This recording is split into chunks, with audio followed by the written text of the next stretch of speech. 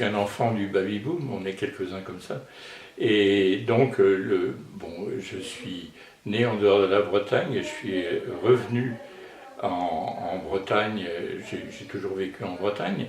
Et j'ai été vraiment étonné petit à petit de voir la différence qu'il y avait entre la culture bretonne, un certain nombre de choses dont me parlait ma grand-mère qui était née dans une ferme, il vivait à 15 dans une ferme très pauvre du Morbihan, et le mépris qu'il y avait pour la Bretagne, pour les Bretons, le mépris aussi qu'avaient les Bretons pour leur propre histoire. Et comme la Bretagne était aussi terriblement complexée, c'est ce qu'on appelle le complexe de Bécassine, en tout cas ce que j'appelle le concept de Bécassine, des gens arriérés, des gens paumés, la Basse-Bretagne. Quand Madame de Sévigné parle de la Basse-Bretagne, c'est vraiment le bout du monde, des gens qui sont incultes, et petit à petit, les Bretons dont on avait interdit la langue à l'école, tout ce qui était plus ou moins breton était interdit, avaient fini par le croire, avaient fini par croire qu'ils faisaient partie d'une race dégénérée, obligée d'aller se vendre à Paris comme bonne, ou travailleurs à droite, à gauche. C'était avant les Portugais, avant les Nord-Africains, il y avait les Bretons. Ma façon de m'exprimer à l'époque, c'était la musique. Au début, je n'étais pas un très bon sonneur, parce que j'étais dans un groupe qui n'était pas très bon, le Baguette de Combourg. Et puis après, je suis allé à Rennes. Et là, la Quévrenne de Rennes était un groupe de première catégorie. C'était déjà beaucoup plus chic. Et je suis devenu pensionnaire, d'ailleurs le responsable des cornemuses du Baguette de la Quévrenne de Rennes. Et en 69, on était champion de Bretagne. J'étais tout à fait heureux d'être champion de Bretagne à cette époque-là.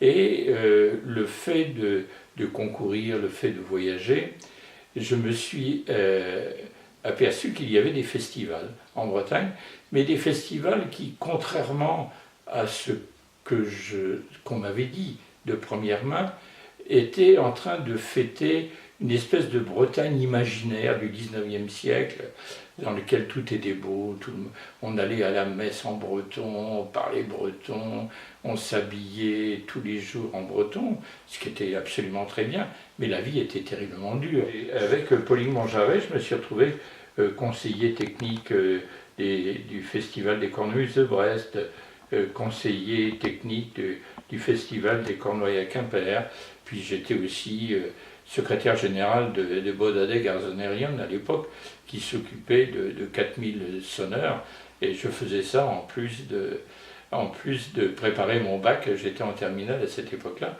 et ça a été un peu le début de nombreuses vies parallèles, parce qu'il fallait travailler pour vivre. Donc j'ai commencé par l'éducation nationale pendant un certain temps, mais tout en faisant énormément de choses en parallèle. À chaque fois, on s'aperçoit qu'avoir un seul but, ça ne suffit pas.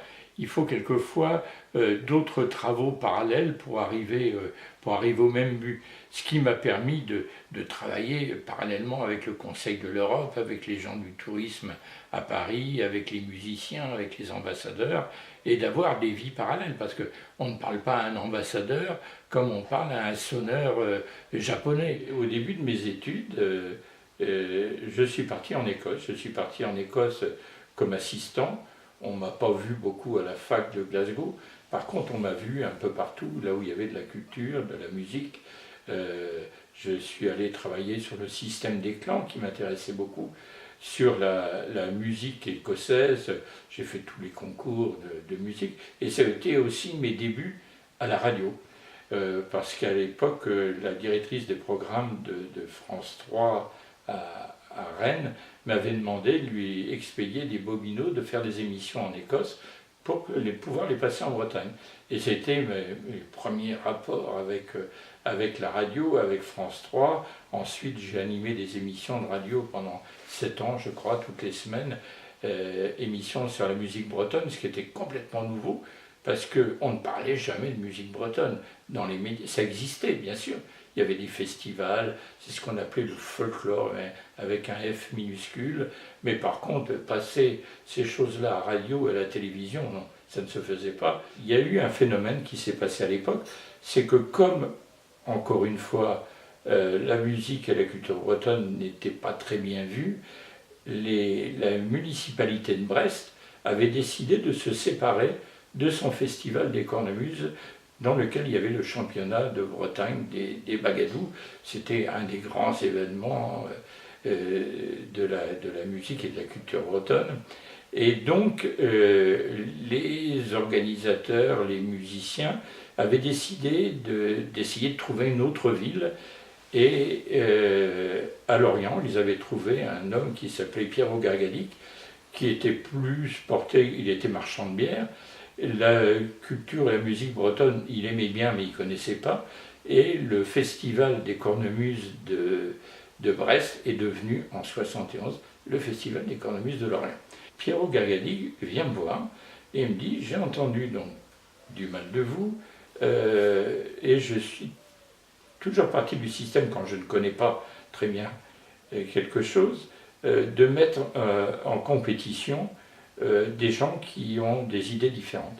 C'est comme ça que je suis arrivé au Festival des Cornemuses de Lorient en 1972, et j'ai mis comme option, contre l'avis d'un certain nombre de traditionalistes, de traiter la Bretagne au présent, alors que jusqu'à présent on ne traitait la Bretagne qu'au passé. Ma seconde théorie, ça a été tout seul, on n'y arrivera pas.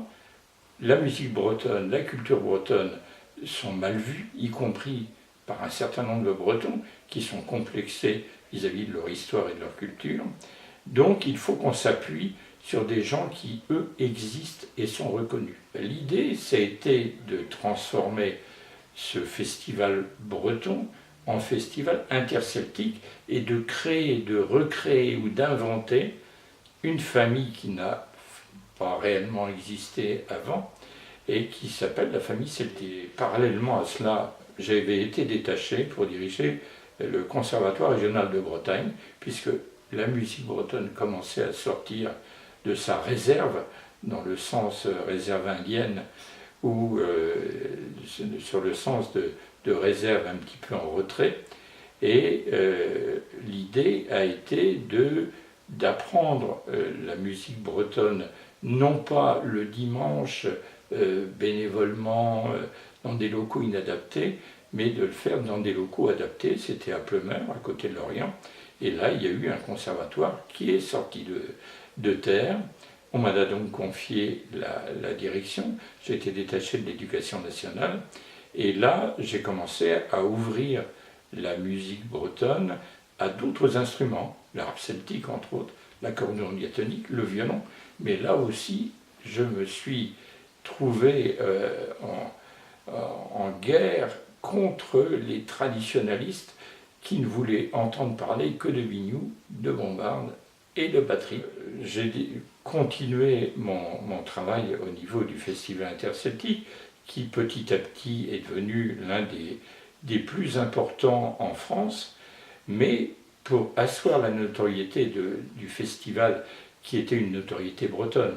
On était connu en Écosse, en Irlande, au Pays de Galles. Et le plan suivant, dans ce festival qui grandissait, ça a été d'être reconnu au niveau national et aussi au niveau international.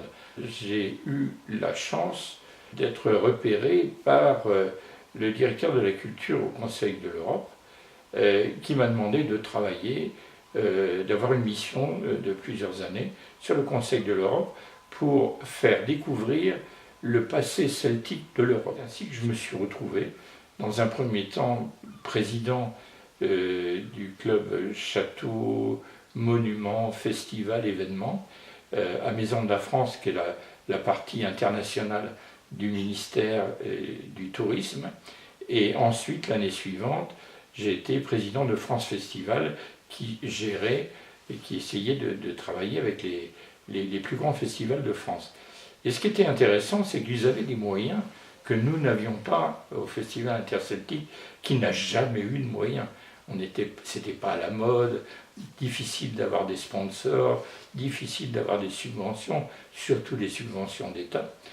Et c'est comme ça que j'ai commencé à créer des liens avec les Écossais, les Irlandais, les Gallois, les Galiciens pour l'Amérique du Sud, par ce biais un petit peu détourné de la mise en valeur de la France et de sa culture. J'ai fini par être pris un petit peu au sérieux, et pour faire connaître encore plus la Bretagne à Paris, il a fallu trouver un truc.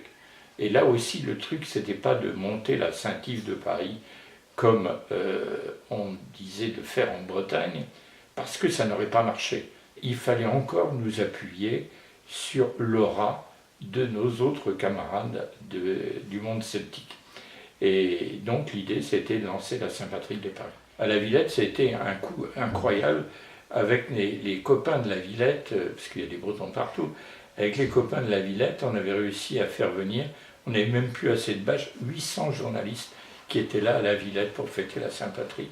Et dans la grande halle de la Villette, qui était noire de monde, il y avait tous ces journalistes. Et donc on commençait à parler de la Bretagne au travers de la Saint-Patrick. Alors qu'avant, la musique bretonne, la culture bretonne n'était dans aucun média national, ou aucun médium national. Et bien là, je passais d'une radio à une autre, d'une télévision à une autre, d'une interview sur la presse écrite à une autre, et ainsi de suite. On n'arrêtait pas de parler de la Bretagne qui grimpait, qui grimpait, qui grimpait. Et j'en profitais à l'époque pour, au début, pour bretoniser un peu et pour apprendre ce qu'était cette famille celtique à quelqu'un qui a fait du chemin depuis. Il s'agit de Jean-Yves Le Drian, que j'ai amené en Écosse. Ensuite, je l'ai présenté au Premier ministre écossais, au Premier ministre gallois, au Premier ministre galicien. Et petit à petit, il s'est rendu compte que la Bretagne existait par sa culture, que la Bretagne existait aussi par la reconnaissance que le pays pouvait avoir au travers de sa culture en Écosse, en Irlande. Mon métier, c'était d'être un peu le fou du roi.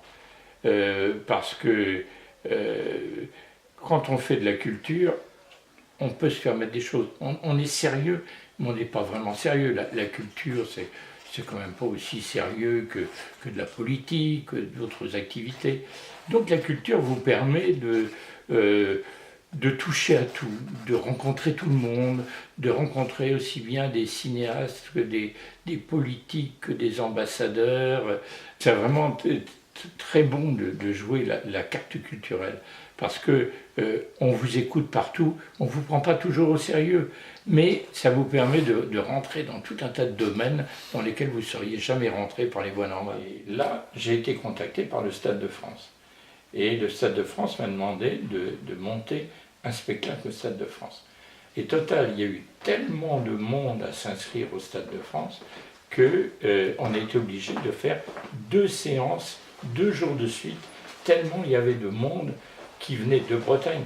Tous les bus de Bretagne étaient réquisitionnés pour aller au Stade de France pendant ce week-end. C'était quelque chose d'incroyable.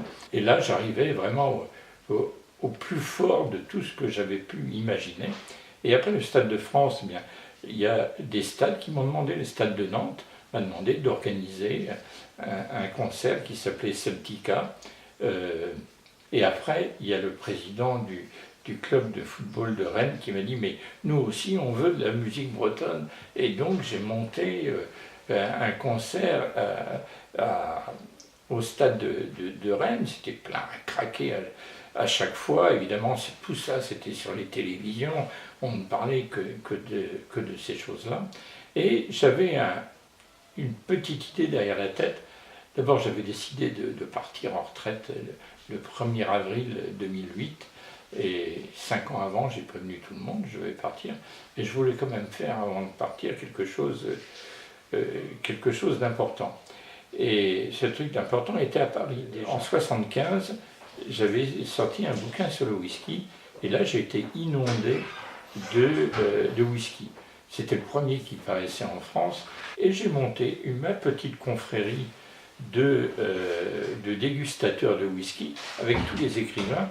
Il y a Pierre-Jacques Elias qui venait de sortir Le Cheval d'Orgueil, qui me servait de mentor auprès de tous ces écrivains, de tous les journalistes, et on sait que les journalistes et le whisky, c'est une grande histoire d'amour. Et petit à petit, j'ai eu des politiques, j'ai eu des élus, j'ai eu des acteurs qui sont venus, et pendant 33 ans, j'ai continué à inviter de façon très discrète tous les gens qui comptaient en Bretagne, qui n'osaient pas trop se faire prendre en photo avec un verre de whisky à la main, mais en tout cas ça m'a permis de créer un cercle autour de ce qui se faisait à Lorient et par l'intermédiaire du whisky. Et le tout Paris, petit à petit, est rentré dans cette adoration du whisky et des cultures celtiques. Et là, j'ai discuté un peu avec Jean-Yves Le Drian, qui a toujours été un très bon copain, et je lui ai susurré une idée, c'était de faire défiler les Bretons sur les Champs-Élysées. Alors Jean-Yves était tout à fait d'accord avec ça, malheureusement, n'exagérons pas, mais son entourage disait, mais comment des Bretons sur les Champs-Élysées, la Bretagne c'est pas ça, c'est cucu, c'est folklorique, il faut qu'on fasse autre chose à côté, une espèce d'antidote. On va faire du rock, on va faire d'autres trucs, on va faire des expositions, mais surtout pas, la Bretagne c'est pas du biniou, c'est pas ça. Donc, eh bien, on a suivi ce que pensaient les collaborateurs de Jean-Yves. Donc il y a eu tout un tas de trucs à Paris qui s'appelait la Brestoche, où il n'y a eu pas grand monde. Évidemment, à Paris, faire du rock, ça ne les impressionne pas terriblement. Mais par contre, sur les Champs-Élysées, c'était du délire.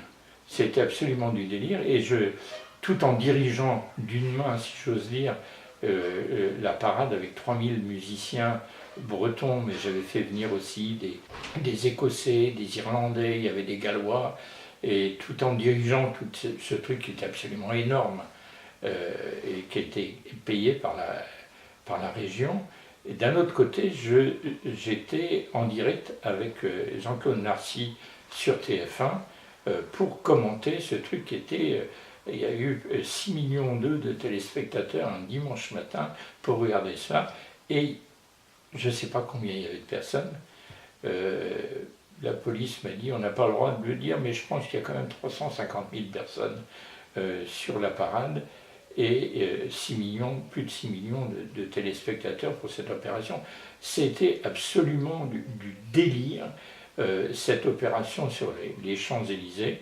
Et c'est sur cette note de musique que j'ai décidé de prendre ma retraite et de laisser à d'autres le soin de poursuivre mon travail sur les cultures bretonnes et celtiques.